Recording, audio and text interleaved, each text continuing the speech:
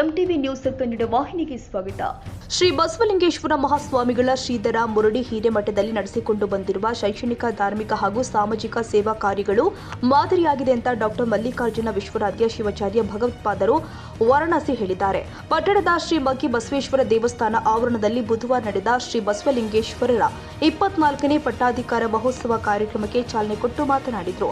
ಶ್ರೀ ಮಠ ಬಡವರ ಮಠವಾಗಿದೆ, ಆದರೆ ಇಂದು ಶ್ರೀಮಂತ ಮಠಗಳು ಮಾಡುವ ಕಾರ್ಯಗಳನ್ನು ಮಾಡುವುದನ್ನು ನೋಡಿದ್ರೆ ಸಂತೋಷವೆನಿಸ್ತಾ ಇದೆ.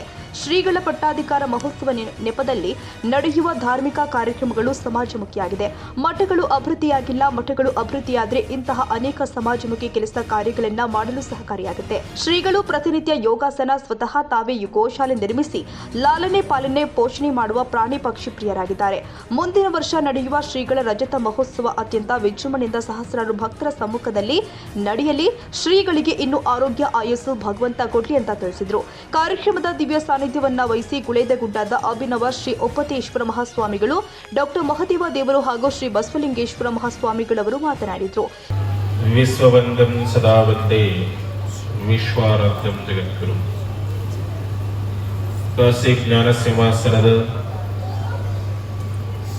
ಸನಾತನವಾದ ಜಗದ್ಗುರು ಪರಂಪರೆಗೆ ಅನಂತ ಭಕ್ತಪೂರ್ವಕ ಪ್ರಣಾಮಗಳನ್ನು ಸಮರ್ಪಿಸುತ್ತ ಶ್ರೀಮದ್ ಜ್ಞಾನ ಸಿಂಹಾಸನಾಧೀಶ್ವರ ಶ್ರೀ ಶ್ರೀ ಶ್ರೀ 1008 ಜ್ಯೇಷ್ಠ ಜಗದ್ಗುರು ಡಾಕ್ಟರ್ ಚಂದ್ರಶೇಖರ ಶಿವಾಚಾರ್ಯ ಭಗವತ್ಪಾದಗಳವರ ದಿವ್ಯ ಚರಣಕ್ಕೆ ಮಹೋತ್ಸವ ಹಾಗೂ ತರುವಾಯದ ಧರ್ಮಸಭೆ ಹಾಗೂ ನಾಳೆ ದಿನ ಯಾವ ರಥೋತ್ಸವ, ಚಿತ್ರೋತ್ಸವ, ದೊಡ್ಡ ರಥೋತ್ಸವ ಈ ಕಾರ್ಯಕ್ರಮದಲ್ಲಿ ಹಮ್ಮಿಕೊಳ್ಳಲಾಗಿದೆ. ಈ ಕಾರ್ಯಕ್ರಮದ ವೇದಿಕೆಯಲ್ಲಿ ಉಪಸ್ಥಿತರಿದ್ದು ತಮ್ಮ ಧರ್ಮ ಸಂದೇಶವನ್ನು ನೀಡಿರುವ ಯಾವ ಒಪ್ಪತೇಶ್ವರ ಶ್ರೀಗಳವರೇ ಹಾಗೂ ಈ ಕಾರ್ಯಕ್ರಮದ ವೇದಿಕೆಯಲ್ಲಿ ಉಪಸ್ಥಿತರಿರುವ ನವಲಗುಂದದ ಶ್ರೀಗಳವರೇ, ಇಟಗಿಯ ಶ್ರೀಗಳ ಸಲ್ಲಿಸೋದು ಒಂದು ಇದೇ ರಾಜ್ಯದಲ್ಲಿ ಇದರಲ್ಲಿ ಸರಿ ಭಾಸ ಆಗ್ತಾ ಇತ್ತು. ಅಷ್ಟು ಹೈಟ್ ಆಗಿ ಪಲ್ಲಕ್ಕಿ ಮಹೋತ್ಸವ ಯಾರ ಭಕ್ತರೇ ನಮ್ಮ ಕೈ ನಿಲ್ಕಲಾಗಿದೆ. ಆ ತರನಾಗಿ ಪಲ್ಲಕ್ಕಿಯ ಸಜ್ಜಾವಟ್ಟಾಗ್ಲಿ, ಪಲ್ಲಕ್ಕಿಯ ವ್ಯವಸ್ಥೆ ಆಗ್ಲಿ ಇತ್ತು. ಬಹಳ ಆನಂದಭರಿತವರಾಗಿ ನಿಮ್ಮ ಪಲ್ಲಕ್ಕಿ ಮಹೋತ್ಸವನ್ನ, ಯಲಬುರ್ಗದ ಪಲ್ಲಕ್ಕಿ ಮಹೋತ್ಸವನ್ನ ಜಗದ್ಗುರುವರು ಸ್ವೀಕಾರ ಮಾಡಿ ಸನ್ಮಂಗಳ ಆಶೀರ್ವಾದಗಳನ್ನು ಕರುಣಿಸ್ತಾ ಇದ್ದವರಾಗಿತ್ತು. ಇವತ್ತು ಶ್ರೀಮಠದ ಒಡೆಯರು ಶ್ರೀ ಷಟಸ್ಥಲ ಬ್ರಹ್ಮಿ ಬಸವಲಿಂಗೇಶ್ವರ ಶಿವಾಚಾರ್ಯ ಸ್ವಾಮೀಜಿಯವರು ಯಾವ ಪಟ್ಟಾಭಿಷೇಕ ಮಹೋತ್ಸವದ 24ನೇ ವರ್ಧಂತಿ ಮಹೋತ್ಸವನ್ನ ಅವರು ಆಚರಣೆ ಮಾಡಿಕೊಳ್ತಾ ಇದ್ದಾರೆ. ಈ ವರ್ಧಂತಿ ಮಹೋತ್ಸವ ಇದು ಅವ್ರ ಸಲುವಾಗಿಲ್ಲ, ಅದು ನಿಮ್ಮ ಸಲುವಾಗಿ. ನೀವು ಆನಂದ ಪಡಬೇಕು. ಯಾಕಂತ ಕೇಳಿದ್ರೆ ಸುಮಾರು ನಮ್ಮ ಮಠದ ಜವಾಬ್ದಾರಿಯನ್ನ ಸುಮಾರು 24 ವರ್ಷಗಳ ಕಾಲ ನೀವು ಏನೋ ಅಡಚಣೆ ಎಷ್ಟು ಬಂದರೂ ಸಹ ನಮ್ಮನ್ನ ಬಿಡದೆ ನೀವು ಮಠದ ಮೇಲೆ ನಿಂತು ನಮಗೆ ಮಾರ್ಗದರ್ಶನ ಮಾಡಿರಿ.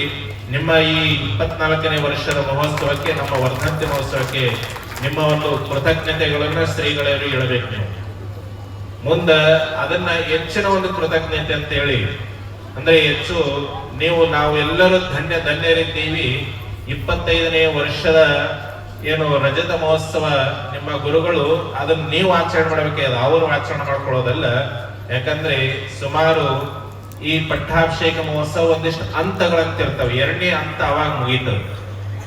ಯಾಕಂತ ಕೇಳಿದ್ರೆ ನಮ್ಮ ಪಟ್ಟಾಭಿಷೇಕ ಮಹೋತ್ಸವದ 1ನೇ ಅಂತಂದ್ರೆ ದ್ವಾದಶ ಪಟ್ಟಾರೋಹಣ ಮಹೋತ್ಸವ ಅಂತೇಳಿ ಒಂದು ಹಂತಲಿ ಕ್ರಮಶ ಮಹೋತ್ಸವ ಅಂತದಕ್ಕೆ ನಾವು ಕರಿತೀವಿ.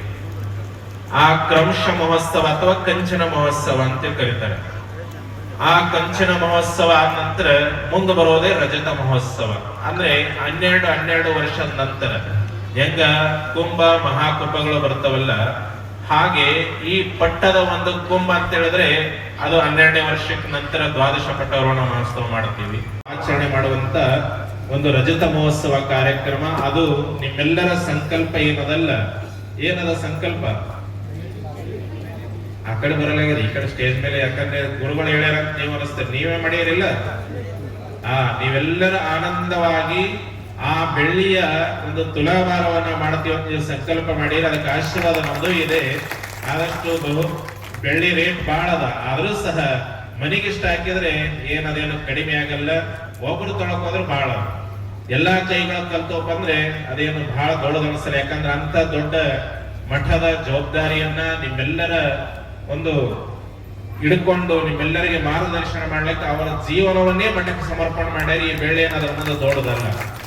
ಅದಕ್ಕೆ ನೀವುಗಳು ಅಂತ ಸ್ತ್ರೀಗಳನ್ನ ಯಾವ ಬಸಲಿಂಗ ಶಿವಾಚಾರ್ಯರು, ಆಮೇಲೆ ಯಾವ್ದಂದ್ರ ಗಡದಪ್ಪಜನ ಮಠ ಗಜೇಂದ್ರಗಡ ಎಂ.ವೈ. ಗೋರ್ಪೇಡೆ ಗೊತ್ತಕ್ಕೆ ಮಂತ್ರಿ ಅಂತ ಎಂ.ವೈ. ಗೋರ್ಪೇಡೆ ಅವ್ರ ವಂಶಸ್ಥರಾಗಿರುವಂತ ಗೋರ್ಪೇಡೆ ಮಣಿತನ ಐತಲ್ಲ, ಎಲ್ಲೇ ಗಜೇಂದ್ರಗಡದಾಗ ಆ ಏನು ಕಾಲಕಾಲೇಶ್ವರ ದೇವಸ್ಥಾನ ಐತಲ್ಲ, ಆ ಗೋರ್ಪೇಡೆ ವಂಶಸ್ಥರಿಗೆ ಸಂಬಂಧಪಟ್ಟಿರ್ತಕ್ಕಂಥ ಗೋರ್ಪೇಡೆ ಮಣಿತನಕ್ಕೆ ಹೊಟ್ಟೆ ಮಕ್ಕಳು ಇರಂಗಿಲ್ಲ, ಮಕ್ಕಳು ಆಗದೈತೆ.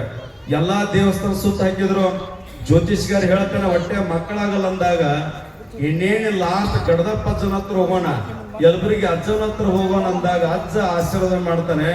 ಅಲ್ಲಿ 2 ಕಲ್ಸಕ್ರಿ ಕೊಟ್ಟು 2 ಬಾಳೆಯನ್ನು ಕೊಡ್ತಾನೆ. ಈ ಹೆದರಬೇಡ ಗೋರ್ಪೇಡೆ ರಾಜನೇ, ನೀನ್ ಒಂದು ಗಂಡಾಗತ್ತಾ ಒಂದು ಹೆಣ್ಣಾಗತ್ತಾ, ನಿನ್ನ ವಂಶದ ಕೂಡಿ ಬೆಳಿತೈತಿ ನಡಿ ಅಂತೇಳಿ 2 ಬಾಳಿಯನ್ನ ಗಡದಪ್ಪ ಅಜ್ಜ ಉಡೊಳಗೆ ಹಾಕಿದಂತ ಯಾರಿಗೆ? ಗೋರ್ಪೇಡೆ ರಾಜನಿಗೆ. ದೇವರ ಆಶೀರ್ವಾದ ಎಷ್ಟು ದೊಡ್ಡದಿರ್ತಂದ್ರೆ 2 ಬಾಳೆಯನ್ನು ಸ್ವೀಕರಿಸಿರುವಂತ ಇಬ್ಬರು ದಂಪತಿಗಳು 1 ವರ್ಷ ತುಂಬಿದ್ರೊಳಗಾಗಿ 1 ಹೆಣ್ಣು 1 ಗಂಡು ಏಕಾಲಕ್ಕ ಮಕ್ಕಳು ಹಡಿಯುವಂತ ಶಕ್ತಿಯನ್ನು ಕೊಟ್ಟವ್ರು ಯಾರಂದ್ರೆ ಪೂಜ್ಯ ಬಸವಲಿಂಗನ ಹಿಂದಿನ ಗಣದಪ್ಪದ ಸ್ವಾಮಿಗಳನ್ನು ಮಾತನ್ನು ಹೇಳಿ, ಬಹುಶಃ ಬರೋಬ್ಬರಿ 11 ದಿನ ಕಾರ್ಯಕ್ರಮ ಬಹಳ ಚೆನ್ನಾಗಿ, ಒಂದೊಂದ್ ದಿನ ಒಂದೊಂದು ವಿಷಯದ ಮೇಲೆ ಅಜ್ಜವ್ರು ಲಿಸ್ಟ್ ಬಿಡ್ರಿ ಅಂತ ಹೇಳಿದ್ರು. ಒಂದೊಂದು ವಿಷಯದ ಮೇಲೆ ಒಂದೊಂದ್ ದಿನ ಕಾರ್ಯಕ್ರಮ ನಡೆದದ್ದು ಬಹಳ ಖುಷಿ ಆಯ್ತು. ನಡಕ್ ನಾಳೆ ಬರ್ಬೇಕಾದ್ರೆ ನಾವು ಒಬ್ಬರು ಪಟ್ಟಾಧಿಕಾರ ಮಾಡಕತ್ತೀವಿ, ಎಲ್ಲೇ ಬಾಗಲಕೋಟೆ ಒಳಗೆ ಟೀಕಿನ ಮಟ್ಟದ್ದು ಈ ಒತ್ತಡ ಮಧ್ಯದೊಳಗೂ ಕೂಡ ಈ ಕಾರ್ಯಕ್ರಮ ಪಾಲ್ಗೊಂಡಿದ್ದು. ಈ ಸಂದರ್ಭದಲ್ಲಿ ಶ್ರೀ ಗುರುಸಿದ್ದೇಶ್ವರ ಸ್ವಾಮೀಜಿ, ಗುರು ಶಾಂತವೀರ, ಶ್ರೀ ಬಸವಲಿಂಗ ಮಹಾಸ್ವಾಮಿಗಳು, ಪ್ರಮುಖರು ಆದ ವೀರಣ್ಣ ಹುಬ್ಬಳ್ಳಿ, ಚಿನ್ನಪ್ಪ ಗೌಡ್ರು, ಮಾಲಿ ಪಾಟೀಲ್, ಕಾಕನಗೌಡ ಪಾಟೀಲ್, ಕಲ್ಲೂರು ಬಸನಗೌಡ ಪಾಟೀಲ್, ಮೈಲಾರಗೌಡ ಪಾಟೀಲ್, ಶಿವಕುಮಾರ್ ಭೂತೆ, ಶಂಕರ ಕಲಬುರ್ಗಿ, ಅಡವಯ್ಯ ಕಲ್ಯಾಣ ಮಠ, ಶರಣಗೌಡ ಪಾಟೀಲ್ ಸೇರಿ ಮತ್ತಿತರರು ಹಾಜರಿದ್ದರು.